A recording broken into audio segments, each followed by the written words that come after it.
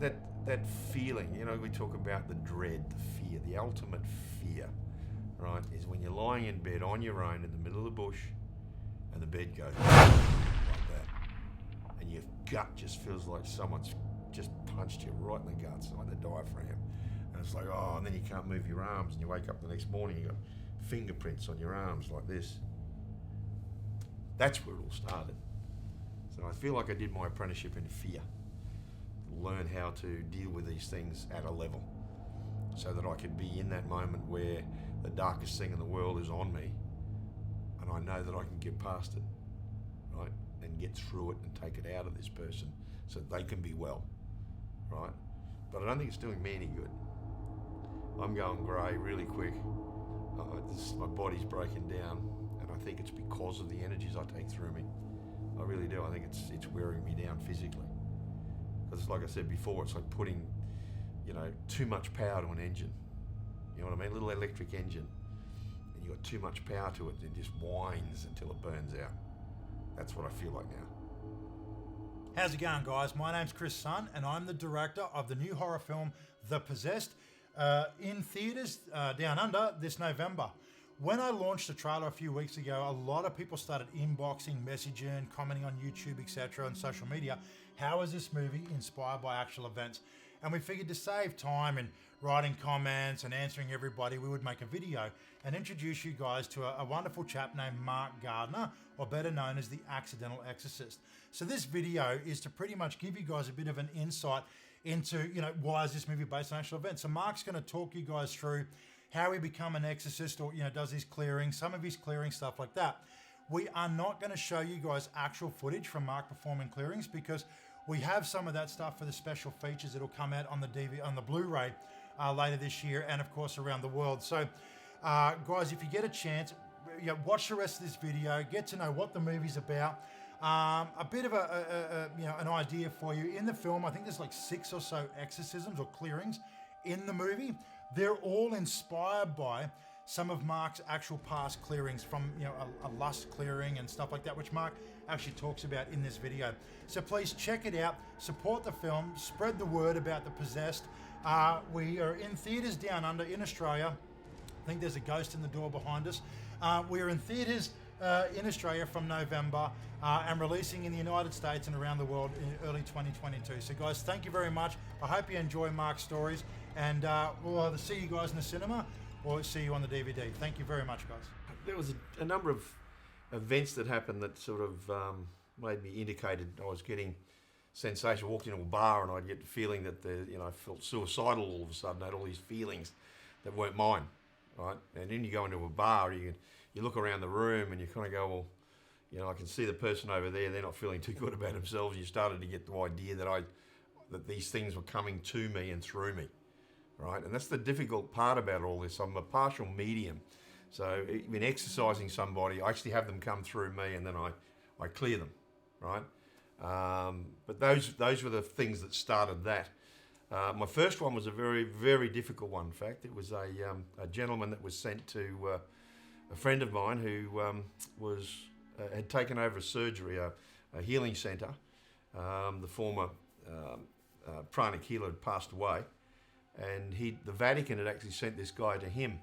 And he rang me and said, look, I haven't really done an exorcism before. And he said, can you come and help me? So I went and helped him, and it was probably one of the most excruciatingly frightening experiences of my life. So that's how it basically started. I was thrown in the deep end, very much so. They're on pretty much anybody. Right? There's dead people and there's dark force entities. I don't know what they are, but they're the bad bastards. I don't know what they are, I don't know where they come from, but they're really strong, really, really powerful. And when someone's in a lot of trouble, or they do a lot of drugs, or they drink a lot of grog, even sometimes in operations you can get, because you're completely walking away from the body for a moment, and they can step in at that place, particularly hospitals. I mean, they're full of dead people that died and they don't even know they're dead. So, the body comes in, you're under anaesthetic, and they jump in, right? So what happens is I have to tune in, and it's a decision that I make consciously. I go and I start to tune into that person and into their space. As soon as I start to do that, they reach for me. And I start to feel violently ill, and I throw up, and I get very, very sick.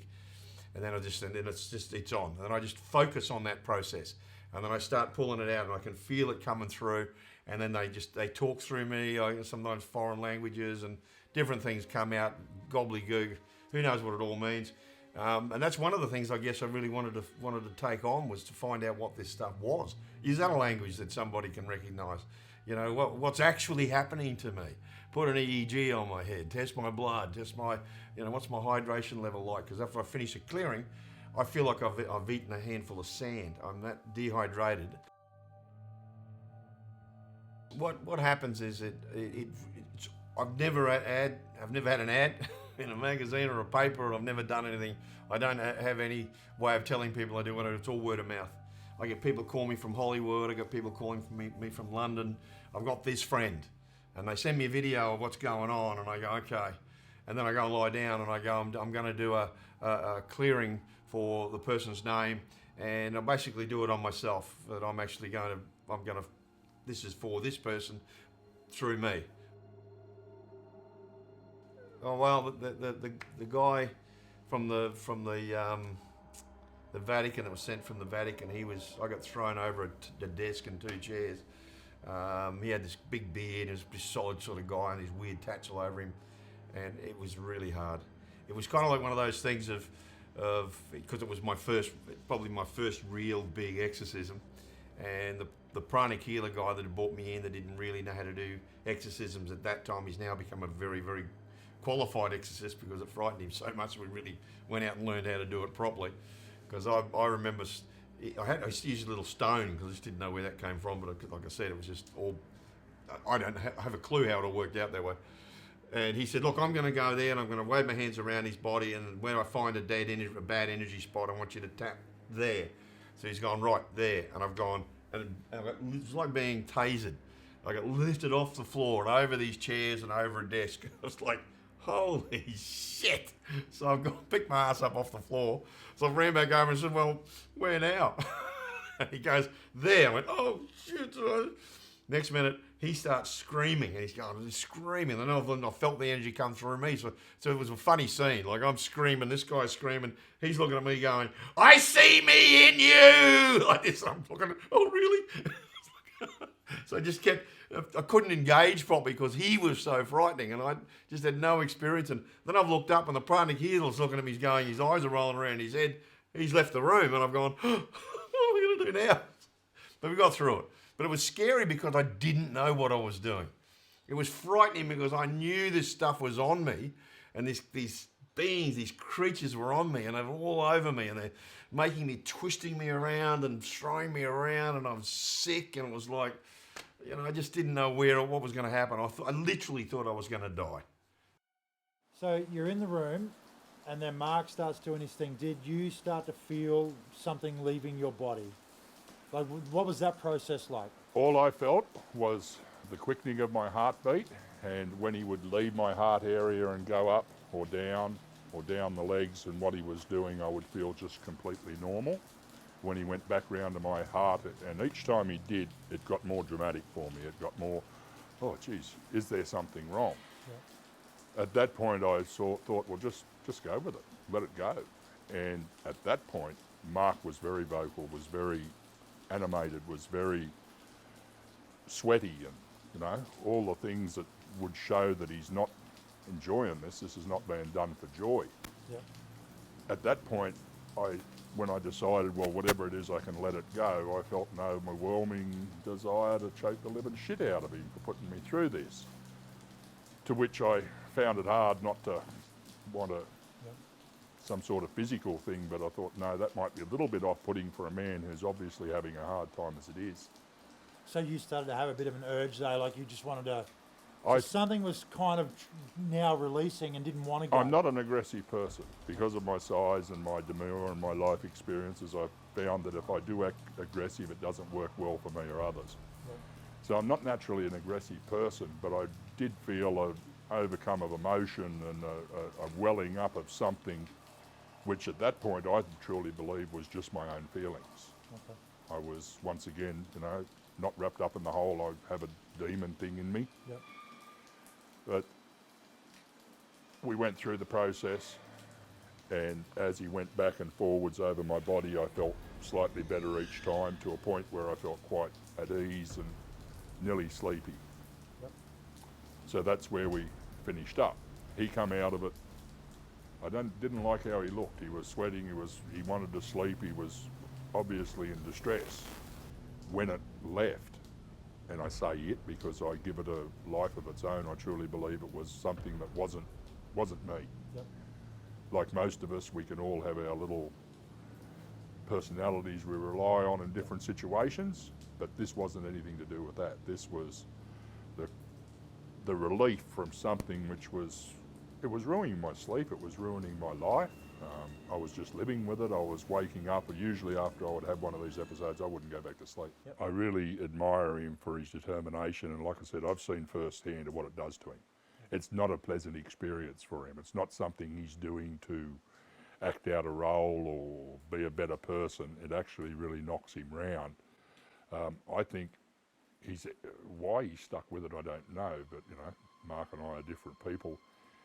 He really does it hard. I think he's still an accidental exorcist. Yep. He doesn't, he never come out on this path to make a name for himself or That's right. or sell a line of clothing. And he or doesn't charge people or anything. He No, just does this no. because he wants to help. He will travel. He will go and see them on, and not expect anything for it, because he knows that this is something that he can do and help.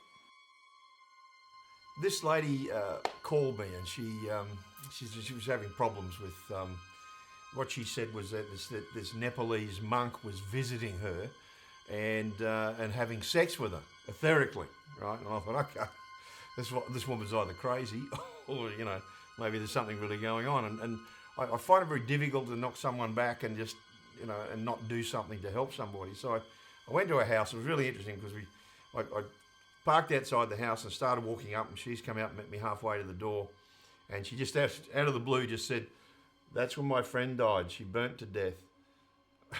I'm sorry? She burnt to death. She was on heroin and she rolled into the fire and burnt to death.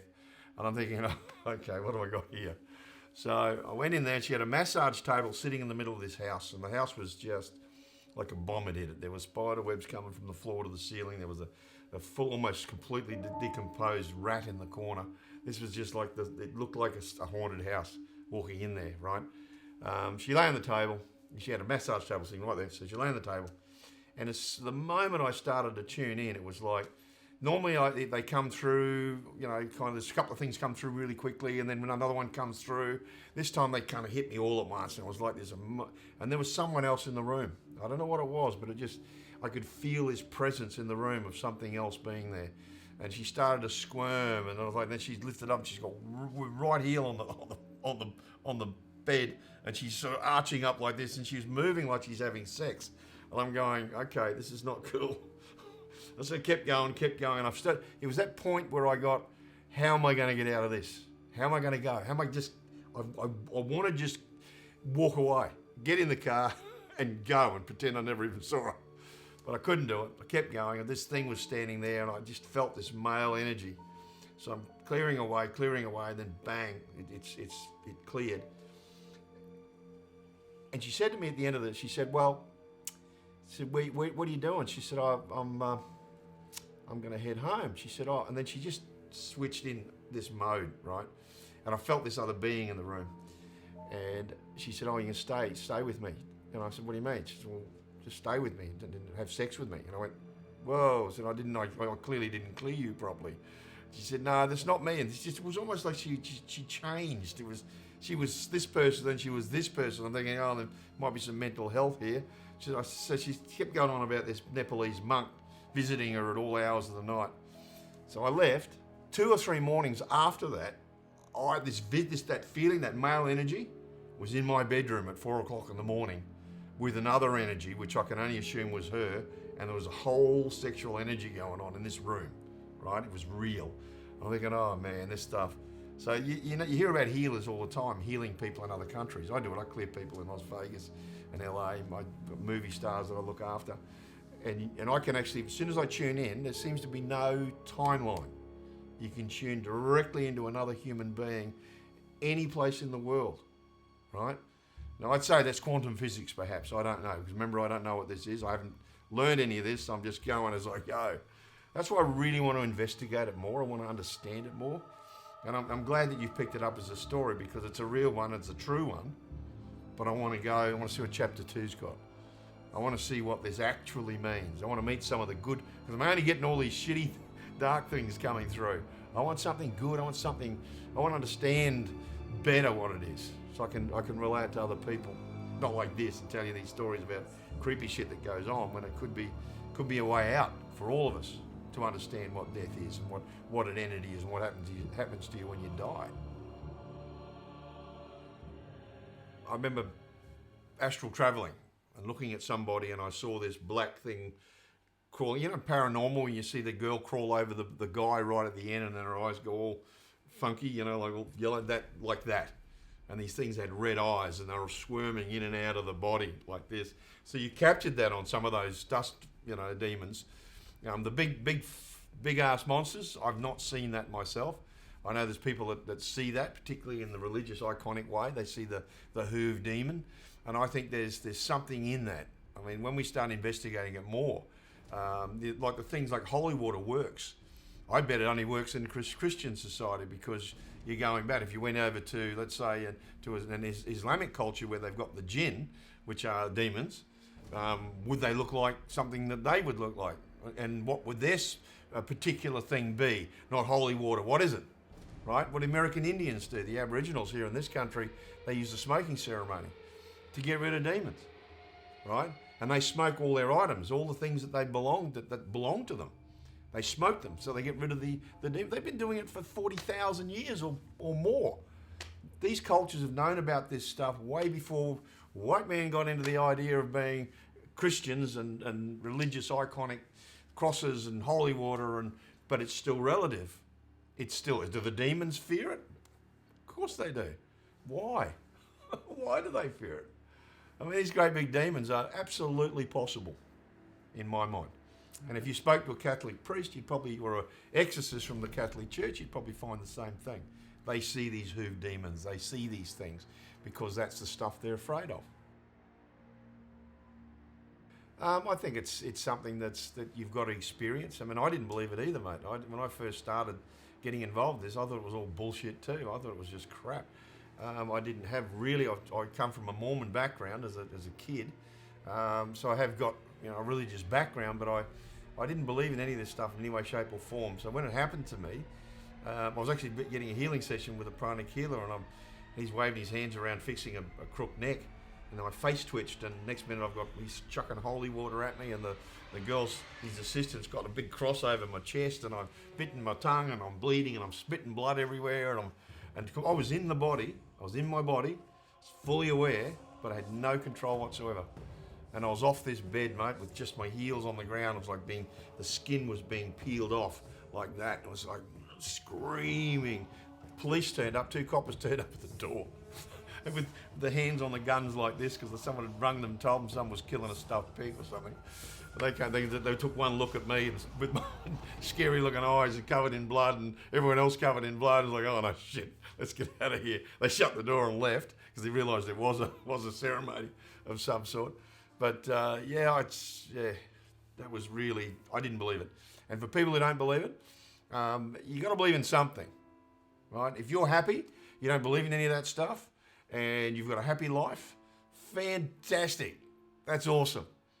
But for the rest of us that are stuck in this quagmire called planet Earth, where shit's not so good, particularly now with all this COVID stuff going on, we went from perpetual wars to perpetual illness. I think there's a lot of people living in fear. And while you've got fear in you, you could attract fearful things, like these guys, because they're parasites and they feed on fear, right? And the more people put fear out there, the less chance we've got to clear it up.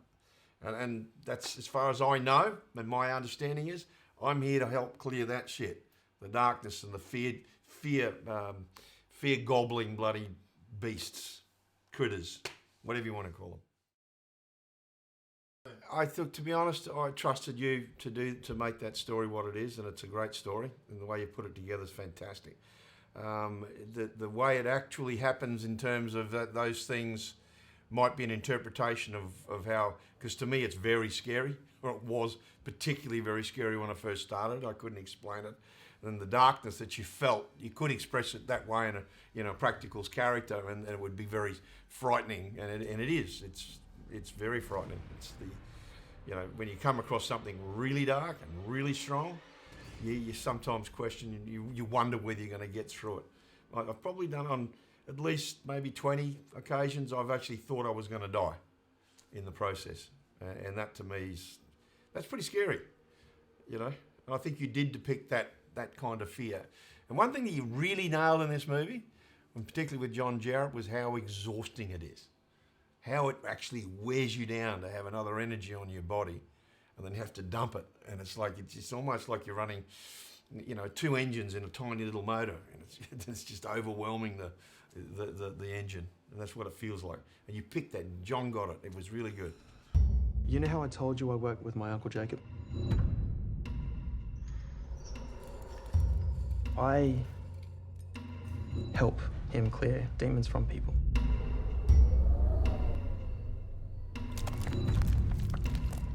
Babe, what the hell are you doing? Do you know what time it is?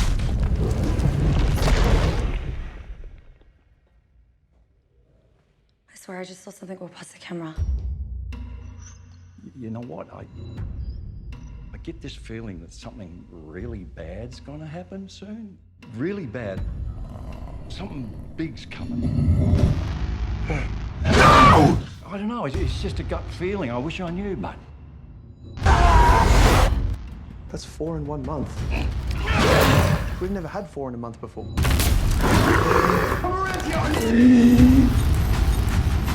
Something's wrong. That's not you, I don't know what's going on.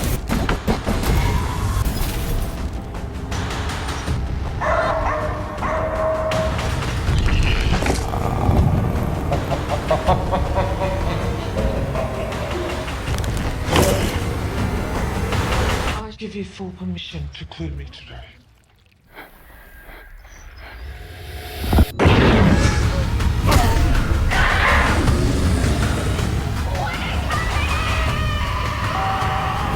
Don't step inside the circle. Do not step inside this circle. Baby, you alright? Christ, that was insane!